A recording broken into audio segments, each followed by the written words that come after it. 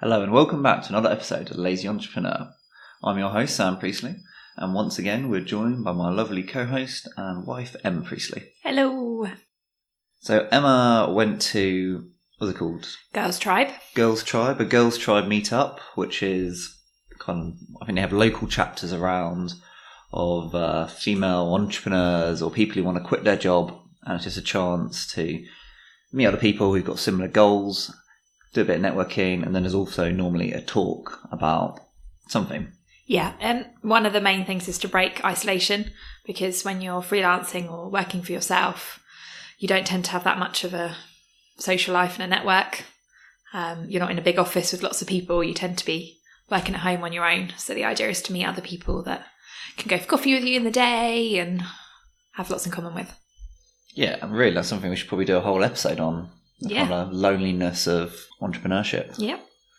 So the one you went to last week, I think it was the talk was done by a company called C Magic. And what they got you to do was quite a sort of management consultancy type thing, where you look for a bunch of stuff about your brand, you kind of build your brand vision, link your brand to a celebrity, all this kind of stuff, decide like what it is you want your brand to be like. So I've got a little booklet they made you do here. The first one was, in one sentence, what do you do? Write your story. Why do you exist? What are your values? What's most important to you? Who are your audience? Create a portrait of that person. What's your tone of voice? And who is the celebrity persona? Woo! So we've seen this sort of stuff before when it comes to building a business and deciding what it is your business wants to be like. But it got me thinking that we are kind of brands ourselves. Yeah. And I believe that who you are as a person can change and you can mould it. And so wouldn't it be interesting to apply some of this sort of stuff to ourselves? Decide who it is we want to be, what is it about ourselves we want to change, and then how do we change it? How can we be more like that? Well, what big questions. Yeah, I know. So this could go terribly wrong, but I thought we could try and do some of that on air and try and answer some of these questions, because I've got this idea that you can fake it till you make it. Yeah. And that if you act like someone who's confident, extroverted, you'll eventually become confident and extroverted. That we're not stuck in the person we are now. We can learn, we can change ourselves, we can become better, we can become kinder, become more thoughtful, more empathic, and likewise we can become the opposite. We become harsher and more confident and unfeeling and better at conflict and all that kind of stuff. Yeah. So therefore, I think it is quite important to decide, what traits you want and then work towards it. And as a video game fan myself, I quite like this idea, because that's what you do when you're playing a video game, is you build your character up and you want to put points into intelligence and agility or strength, or what personality traits do you want from them? So you're trying to gamify your life. Of course. It's very you, isn't it? So, let's have a go then. Let's start with the last one. If you could be anyone in the world, doesn't need to be a real person, could be an amalgamation of a few other people, who would it be? If you could create yourself, what would you create? Should we start with what traits? What traits would you like to have? I think it's such a hard question. It's a really hard question. I think it's easier to answer who than what traits. Yeah, sure. So quick fire coming to mind, two people. One is probably Michelle Obama. Okay. Because she's very successful and she's a real advocate for women. And I think she's got a great story and people really respect her. And I think she's using her platform for good. Okay. So what is it about her that's different to you? I think she's a very polished role model for women around the world. She's very polished, isn't she? Always dresses very well. I like that she's got that professional. Yeah, very professional. Yeah. She looks the part, whatever she's doing, whether it's a suit or whether it's dressed down. And she always uses kind of speaking opportunities, social media, books, whatever it is, to tell her stories and make it personal, but empower women. And I think she does a very good job of it. Mm. So I'm not saying I want to be the president's wife. No. Ex-president's wife. I'm saying I really like that professional polish with a good cause. Yeah. Not just I'm on social media and I'm doing businesses because I want to make money, but I want to help people. So there's something about the good cause, right? Do you like?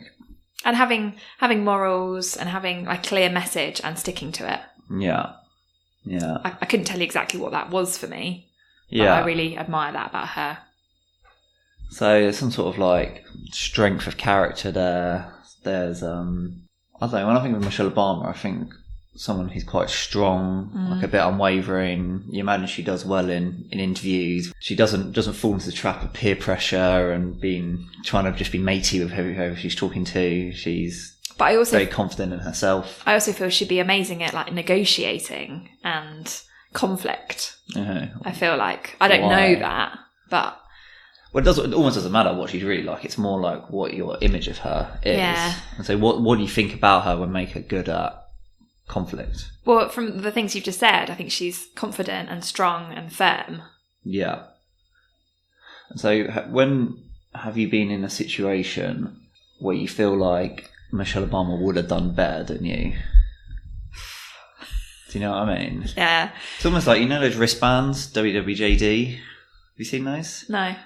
So often Christians will wear a wristband that says, what would Jesus do? And it's just like a reminder that in the situation, what would this role model do? Yeah.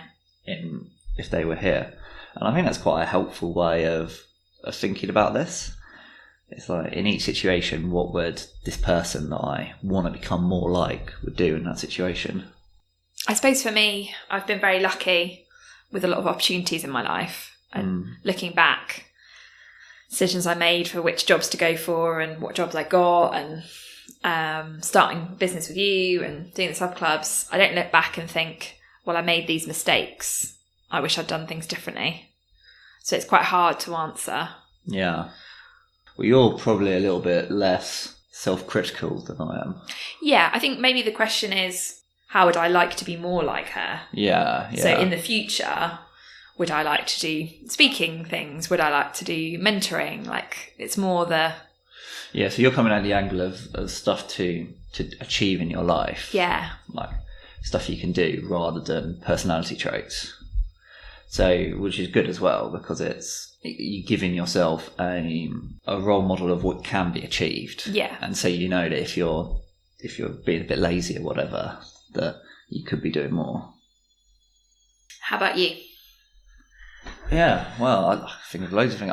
I'm not sure I can think of any one person, but I have a few kind of people in my mind.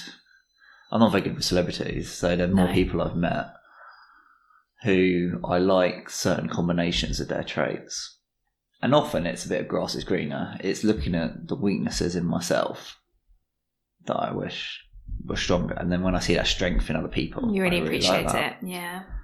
So let me talk about a couple of like moments that jumped out at me and I thought, I wish I was like that.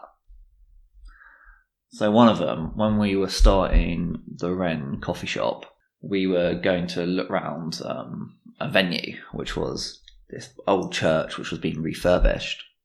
We were walking past the person I was with, and he says, why don't we just go inside and have a look? And I was like, oh, well, the landlord isn't here yet. And it's just like all the builders in there. I thought, there's no way you can just walk onto a building site. He was like, no, let's just go in. And so we went in, they showed us around. And like that, there's something about that gumption, that confidence and gumption that I really liked. And I know kind of from a logical point of view that is, what's the worst that can happen if you try and go in there and someone says no? Like nothing really. So that kind of confidence to just do something a bit weird and a bit different, I really like. Yeah, and out of your comfort zone. And out of my comfort zone. There's another one where it's a similar sort of thing where I remember once when I was about 20, we went to a restaurant, like a bar outside, and there were just no seats available. So the person I was with picked the best group of good looking women and went over and said, oh, can we come join you? And I was blown away by that. That's amazing. I was like, he's taken this bad situation where there's no tables left as a way to make the most of it. Yeah. He's now got a great excuse to go and ask to share a table with him. Wow. And that, like, there's something about that really struck me. It's like, isn't that awesome? Isn't that a great trait to have? Wait, that would never even cross your mind if you were there on your own. It would never. I probably would have just stood up. I might have decided to go and ask, but I probably would have picked the most like friendly, the ones who are least likely to say no, as opposed to the people I would most want to sit next to. Yeah. And I said, it is, I don't know, there's something about that fear of rejection, even though it's so petty, that Avoid. that I don't like in myself, that I would like to emulate. So that guy and that situation, which happened 10 years ago, I did actually for a long time often try and emulate that sort of thing. So I would purposely go over and make sure to, in situations where I thought this is a perfect time for that. Yeah. And I had a few like mind tricks for that kind of thing. So in a nightclub, I'd like look around and see who do I want to speak to most. Then I'd give myself 3 seconds to go over and speak to them and just go do it. Wow. And so a bunch of stuff like that, which is so against my kind of introverted, a bit shy personality, I just force myself to do. Well, that's how we met, isn't it? You came up to That's me at a how party. we met. Yeah, at a party. Didn't know each other. And no, like, we weren't introduced or anything. I just came over and said hello. And the girl that I was with was super awkward. Yeah. I was very chatty. Yeah.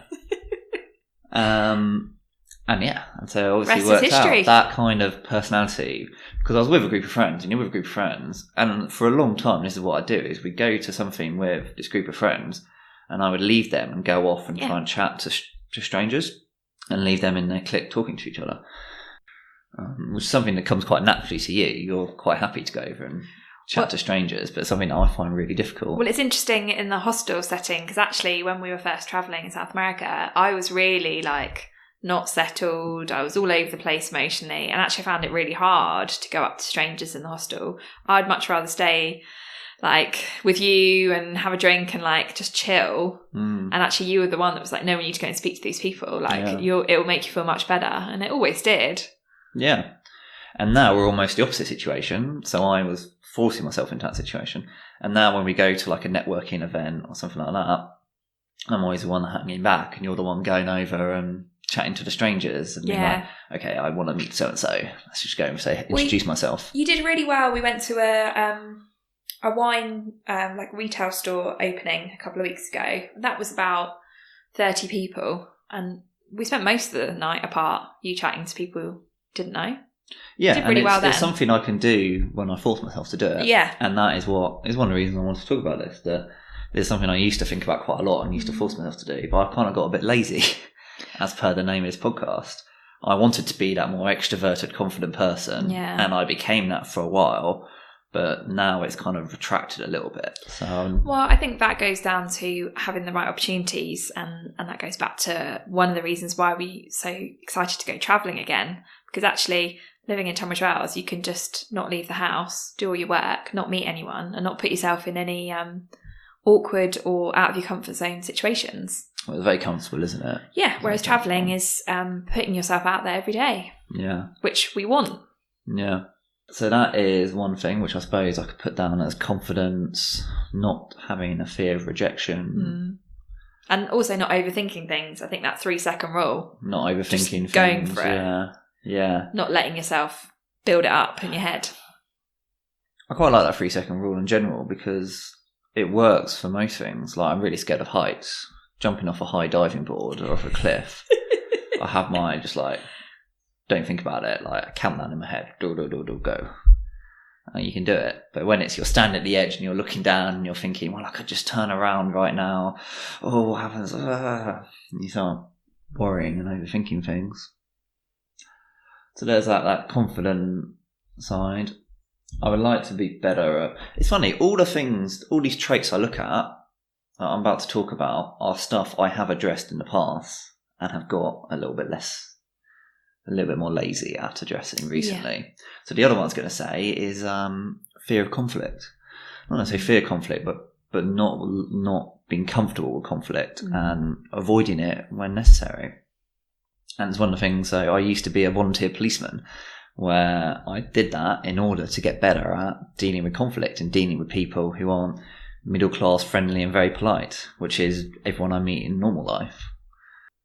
Do you think that helped? It definitely helps. But all this sort of stuff, there's no magic bullet. It is just slowly over years of mentally conditioning yourself and changing your personality until you are the person you want to be. And I think you're really good in conflict. Like, I think you're very calm, very logical. You don't panic. Yeah, and I'm much better than all my friends. Yeah, like when stuff goes wrong, I'm very good. And that's partly because of this. It's because you're dealing with stuff going wrong all the time. And so if something bad happens, I'm quite good at just being like, okay, no worries, calm down, chill out. But what I will do in other times is purposely avoid conflict by just agreeing to something or avoiding a situation altogether. Like, not even conflict, so stuff like haggling. I don't like haggling, so I purposely avoid haggling. So, which is something that hopefully will be better when we go travelling, is that we'll be in these situations where you kind of have to haggle for everything. Yeah, I hate haggling as well. I was terrible at it in Morocco. I went last October, and my friend Lydia had to do all the haggling because I just couldn't do it. Yeah. And I think it's practice. Well, it's practice, and it's just being okay with arguing with people, and that's that little bit of conflict and that little bit of. Whereas I kind of want to just be, I want to be saying yes to people rather than no. Yeah. So those are kind of the strong traits I'd like. That confidence. I quite like that kind of military officer look. You know, straight spine. Yeah, you like a straight back. Yeah, I love a good straight back. It was funny because I do jiu-jitsu, which is all about like curling your spine. It's funny. It's going to be the opposite. If there's anyone on TV that's got a really good posture, you always point it out, and I always think they look like a dancer. Yeah. The way they hold their shoulders and their straight back, it's very unusual. Yeah, it is.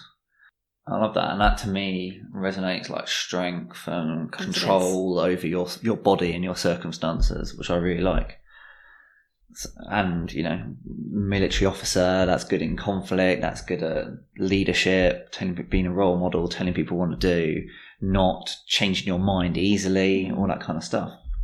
That's also balanced by my desire to be very empathic and understanding, and to really get what is going on in other people's minds. Well, what a tall ask.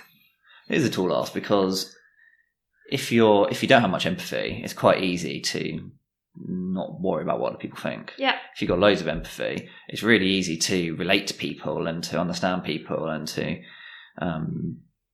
all that kind of stuff. But it's a lot harder to then tell them no or tell them the stuff they don't want to hear. So it's that kind of balance I'm looking for. And I think I'm not sure I've ever really met anyone who's got that balance really well. But that's what I'd like to work for. So I think it's quite useful because I can now build the person I want to be, which will be hopefully a mixture of a few different people. And then just get used to, in situations, being like, if future Sam was here, what would he do? And then doing it.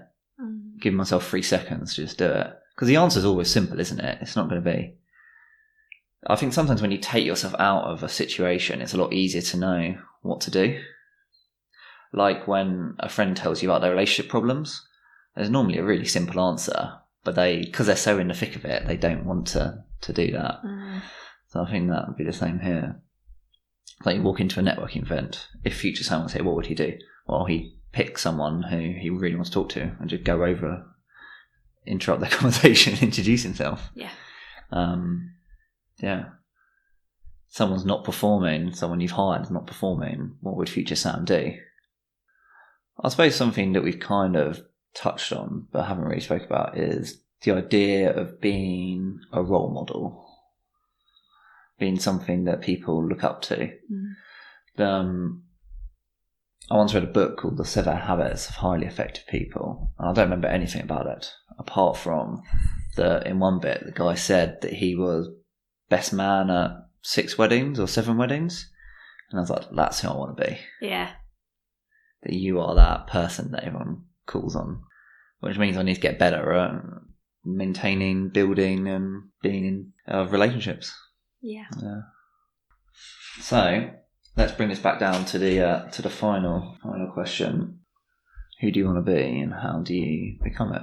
And the answer to how you become it is create this persona of future you and then ask yourself, what would they do in this situation? And then do it. And it'll be really uncomfortable at first. And then eventually it'll be your nature. All right.